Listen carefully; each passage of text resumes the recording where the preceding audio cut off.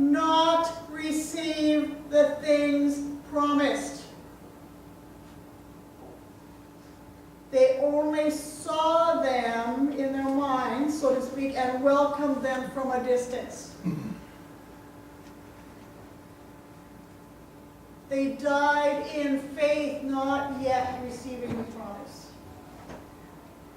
In spite of the fact that they never had yet seen it, they died. Do you know that this little story, every Jewish baby that is born today, is still a continuation? It is still another sand or kernel of sand? That story is not finished yet. This one right here is still being written today. That story is not yet complete.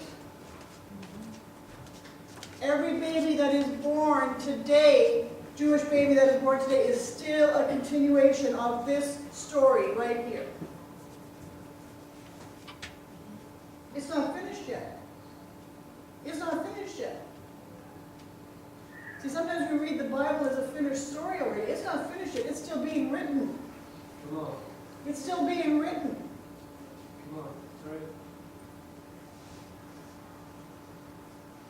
But it says here very definitely, they did not receive the things promised. And church, it's not a bad confession when I say to you, some of you are not going to live to see the fullness of that promise. And that's why it's so very important to play it forward. Don't let it die with you. Hallelujah. Come on. Don't let it die with you. That's right. You've got to play it forward. You will not, all of you will not see every promise. And that's a promise. Come on. That's good. That's good news. You're not going to see all the promises. But you have to play it forward. Yeah. See, it's not that you can't necessarily see all the promises, although some I do believe are futuristic, like the ones that we're going to live in heaven with Jesus one day. Those are we're not going to see that here on this earth, okay? But aside from that, some of the promises that are made to you, you're not going to reach just because you can't reach them. Because there's something, I talked to a lady just yesterday, she said it took her 30 years to figure out what was wrong. Some of you may not have 30 years. See, sometimes we can't reach stuff because of the things in our lives.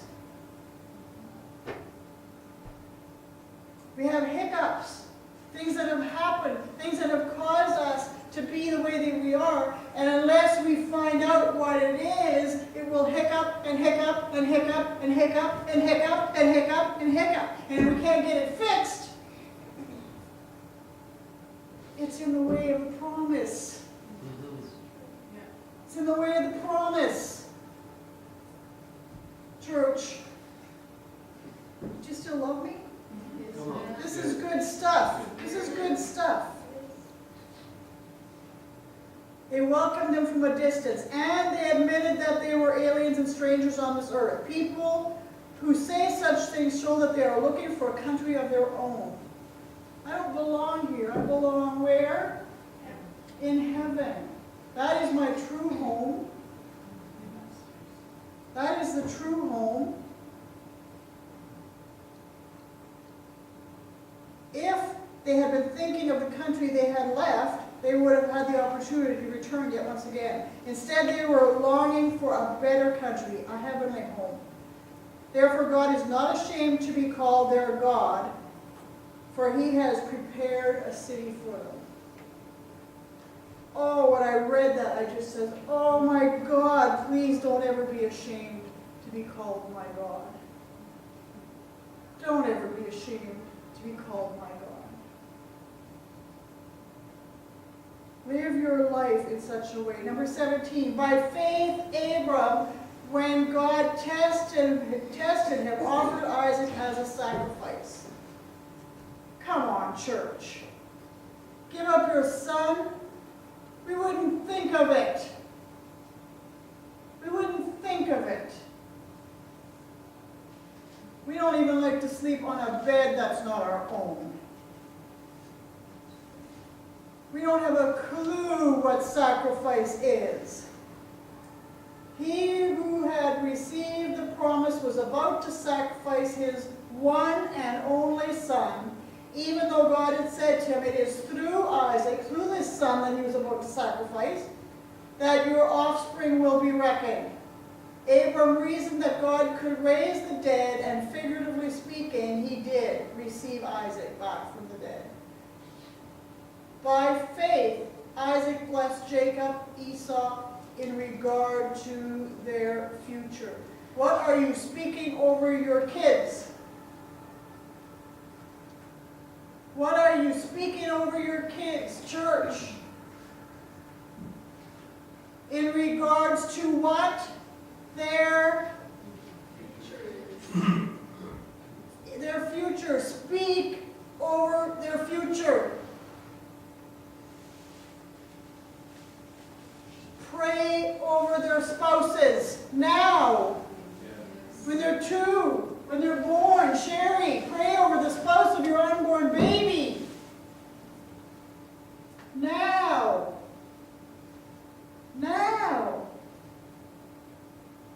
You may be the only one praying for that child. It's true. Come on. Come on. Come on.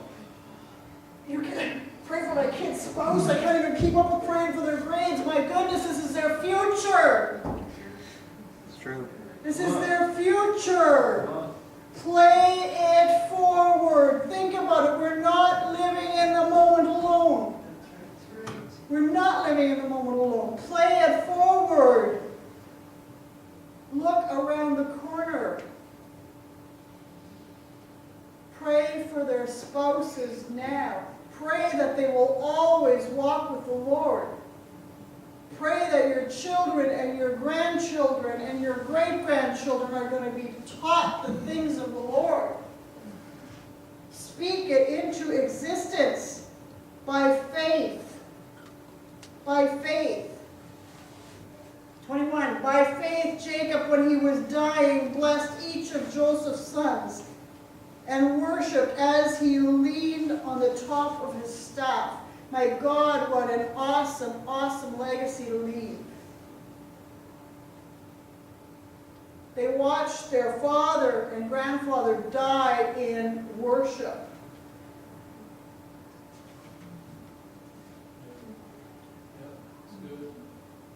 In worship. He blessed each of Joseph's sons. You speak blessing over your kids. Take the time to speak blessing over them. When you hold your baby in your arms, when they're still wrapped in a blanket, speak to them and say, baby, you will serve Jesus all the days of your lives.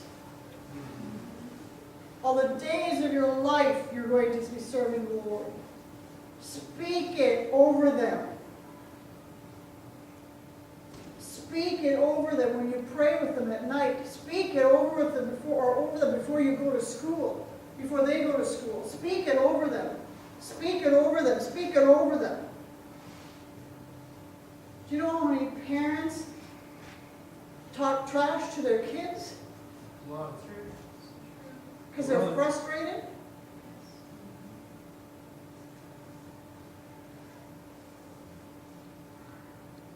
By faith, Joseph, when his end was near, spoke about the exodus of the Israelites from Egypt and gave instructions about his bones. He talked to his kids about what was expected. He wanted what he wanted. He spoke to them prophetically.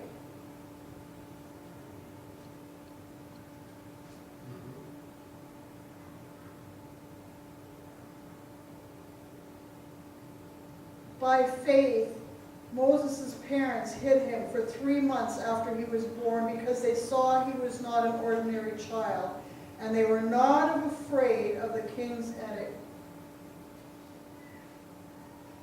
Are you willing to stand for what's right? Are you willing to stand for what's right?